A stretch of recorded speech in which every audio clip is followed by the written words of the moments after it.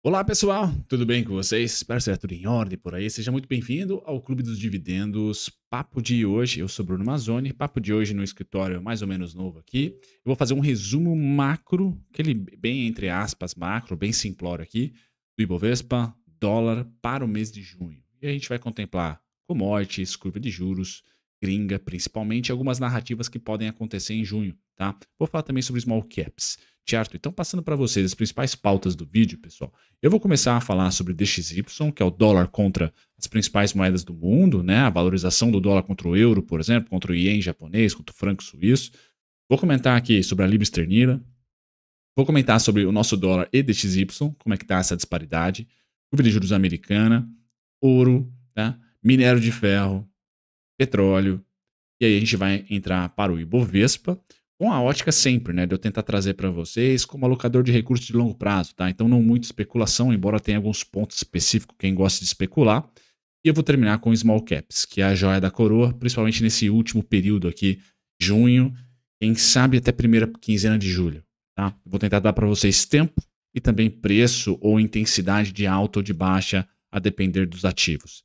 Certo, pessoal? Sem mais delongas, então eu passo aqui para o disclaimer. Tá? Após disclaimer, eu convido a todos vocês a se inscreverem no canal, ativem as notificações. Geralmente aqui no Clube dos Dividendos, eu, Bruno Mazzoni, eu comento sobre uma empresa. Eu analiso uma empresa para vocês, cenário macro, temos também a narrativa, a valuation e aí a análise técnica no final. Bom, pause o vídeo agora, deixe um comentário aqui sobre uma empresa para eu analisar. E ponto 2, considere se inscrever. Se já é inscrito, ative as notificações, porque são 2 vídeos por dia aqui no canal. Bom, pessoal, eu quero trazer para vocês é ciclo do dólar. Tá? O mês de junho é um mês especial para o dólar, na minha opinião. É um mês onde ele pode encarar, né, ou engatar tendência. Tá?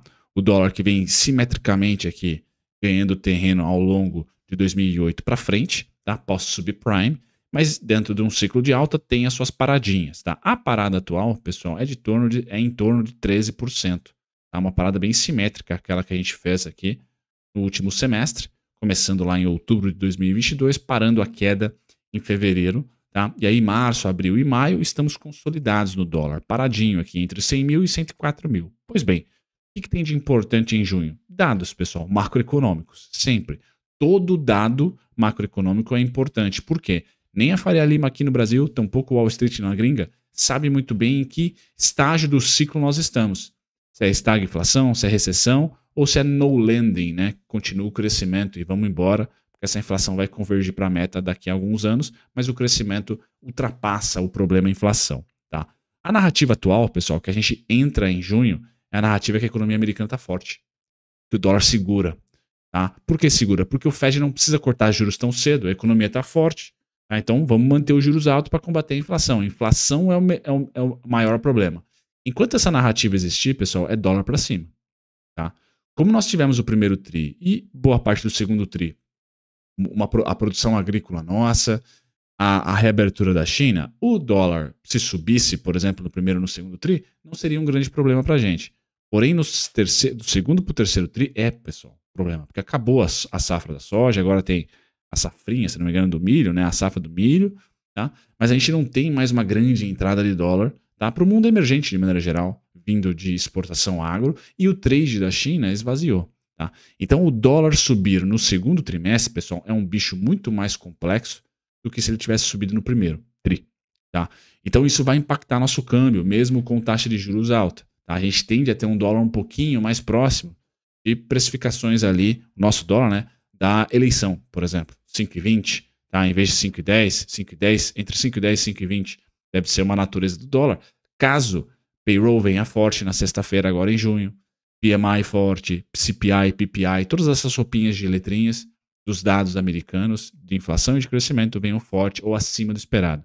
Então é muito importante, segundo trimestre, pessoal, pode dar gás, combustível, tá, para uma realização maior do ouro e um fortalecimento do dólar perante as outras moedas do mundo. Tá? Enquanto que a China vai frustrando aos poucos, né? Embora está crescendo, mas não tanto quanto o mercado estava esperando. A minério já cedeu, o dólar está querendo ir para cima e o petróleo não anda. Bem importante essa dinâmica. Atividade econômica forte nos Estados Unidos, pessoal, vai impactar nosso câmbio. Tá? Vai impactar nosso câmbio. Por quê?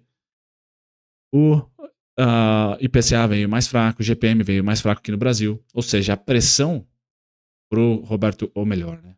A justificativa para o Roberto Campos manter juros está se esvairando, tá zerando, tá deletando, tá acabando. Por quê? Porque a inflação está cedendo e os dados estão sendo mais fracos. Tá? Então a narrativa para mudar de, poxa, não corta juros porque a inflação está alta, opa, recessão, tá? É muito rápida, pessoal. Ainda mais para nós que dependemos muito da balança comercial. Então vamos ficar atentos, tá, ao corte de juros. Quando acontecer, talvez não seja tão interessante, já esteja precificado na bolsa. Por isso que, na minha opinião, essa janela que nós temos aqui de junho e primeira quinzena de julho pode ser a última janela de alta para a nossa bolsa, para depois a gente meio que, vamos dizer assim, já precificar os próximos 6 meses. A Faria Lima gosta de fazer isso. Tá? Esse gráfico é muito importante para quem opera dólar, para quem analisa dólar. Por quê, pessoal? O DXY, tá, é o em preto. E o em verde em candles aqui é o nosso dólar. Tá? Então vocês percebam que como esse segundo trimestre já está muito mais comprador, como o mês de maio foi muito mais comprador para o dólar. E a gente aqui, por causa de regra fiscal, também uma super safra da agricultura, então traz muito dólar para cá de lucro, dos fazendeiros, do agronegócio. Tá? Regra fiscal mais agro trouxe para a gente, e a reabertura chinesa ajudou também, né, essa expectativa aí de emergentes, trouxe para a gente uma estabilidade barra queda, uma apreciação, não estabilidade, uma apreciação do dólar.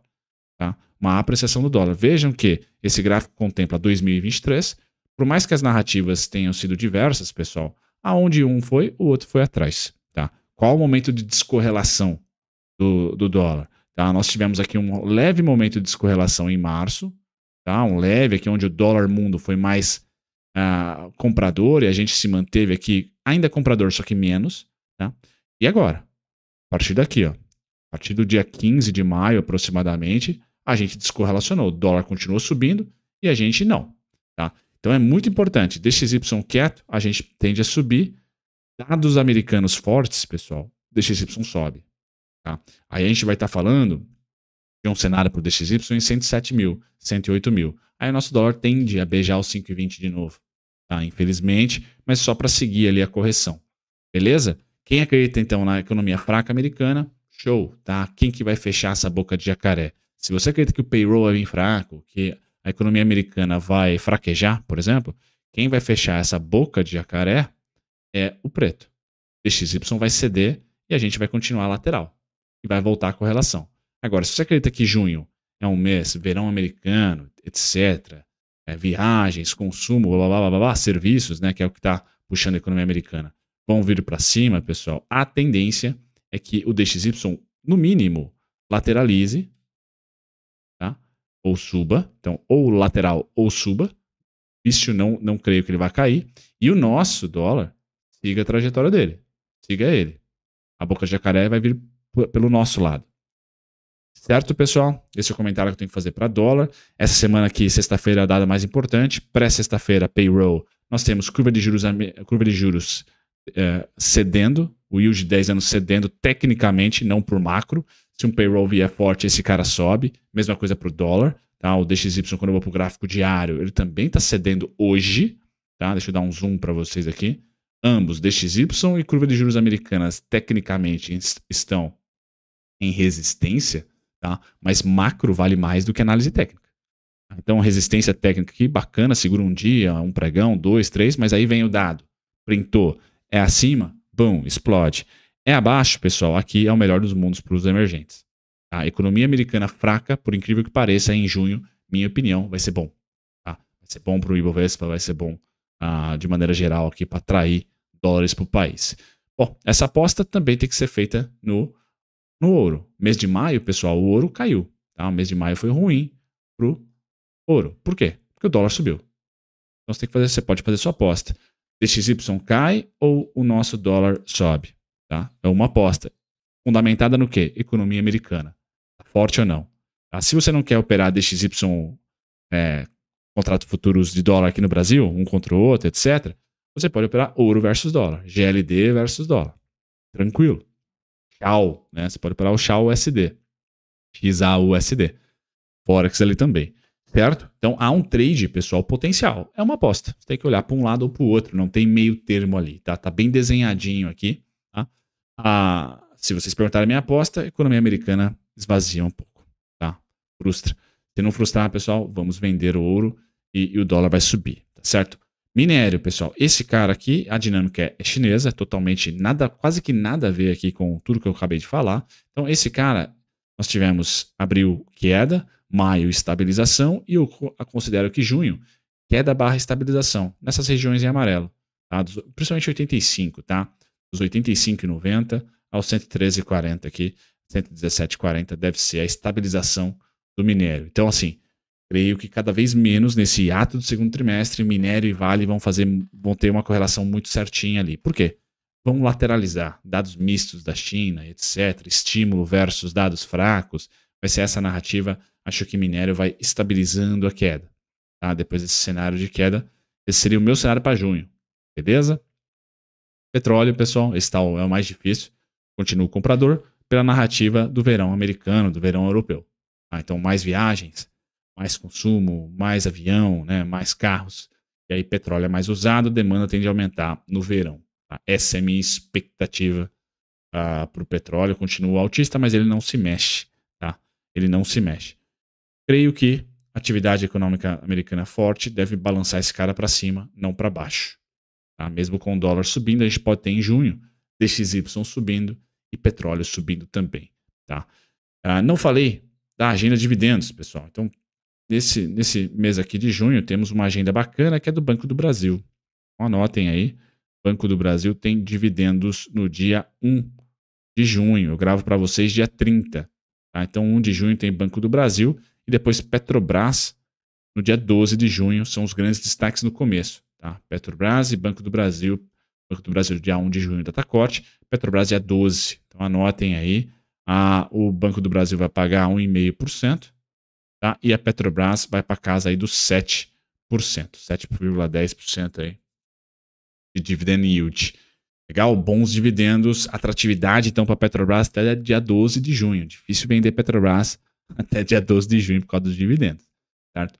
Nosso Ibovespa continua super lateral. Então o que eu tenho para comentar para vocês? Alocadores de longo prazo, parte importante do vídeo agora, né? É que o Ibovespa, tá? De maneira geral, de 2020 para cá, agosto de 2020 para cá, coloca aí os 102.915 para baixo como desconto. Então, aumentar os aportes em renda variável ou em blue chips, talvez seja interessante um insight ali no índice Bovespa. Tá? Bem como o desequilíbrio vendedor está na casa aqui dos 117 aos 119 mil pontos. São esses dois extremos, amarelo e vermelho. Mês de maio, pessoal, e junho agora, né? Mês de maio e também, mês de maio ele deu uma oportunidade para gente. Mês de março, diversas. Mês de abril, também diversas. Mês de maio, uma só. Tá? Agora, junho vai abrir aqui em cima, no meio do caminho, pessoal, entre os dois extremos. Então, assim, diminuição de aportes é isso que eu estou fazendo na minha carteira de longo prazo, previdenciária. Só diminua o aporte, intensidade. Tá? Porque eu acredito que o ciclo não acabou de lateralização, de economia travada. Então, eu acho que o Ibovespa vai visitar novamente o 102. Tá? Talvez os 95, os 96, tranquilo. Nada contra isso. Tá? Então, nesse meio do caminho, eu só diminuo. Mas eu não sei, por isso que eu não paro de comprar. Só diminuo os aportes, vou para pré-fixado um pouquinho com mais intensidade nesse mês de junho, porque o Robertão está na iminência de cortar juros. Então, o pré-fixado, pessoal, é o último mês aí de aportes dourados aí no 13,75.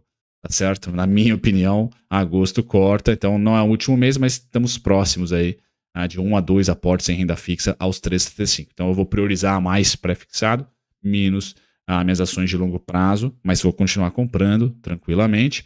O Ibovespa está não super sobrecomprado, mas temos duas médias lá no vermelho. Quem quiser saber sobre esse indicador, link na descrição, é o Market Breadth, está faltando só a média de 200.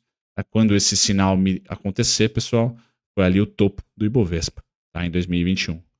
Tá? Quando as três médias vieram para o vermelho. Tá? Nos últimos 2 anos não tivemos esse rally ainda. Tá? Então é bem importante eu tenho esse sinal aqui para eu ficar confortável em vender ou em comprar put de BOVA11 ou vender BOVA11 mesmo. Tá? Então o índice Bovespa, pessoal, em junho tem ali o principal suporte em 107.055 e as resistências atuais já são resistências, mas caso a gente venha para um rally tranquilo, pessoal, até primeiro 15 de julho ali, tudo bem, na minha opinião, para rally em emergentes, a gente subir junto com o dólar, por exemplo, compra dólar, compra bolsa, acho que não tem problema nenhum. Tá? Eu só vou diminuindo um pouco na bolsa e aumentando no pré-fixado. O Ibovespa tem ali 117, 118 até julho e para o ano 123.500, 125.300. Tá? Não vejo o Ibovespa passar dos extremos em 2023. Se passar do de baixo, fica um pouquinho tempo e depois volta. Então o desequilíbrio está realmente embaixo do 102.915.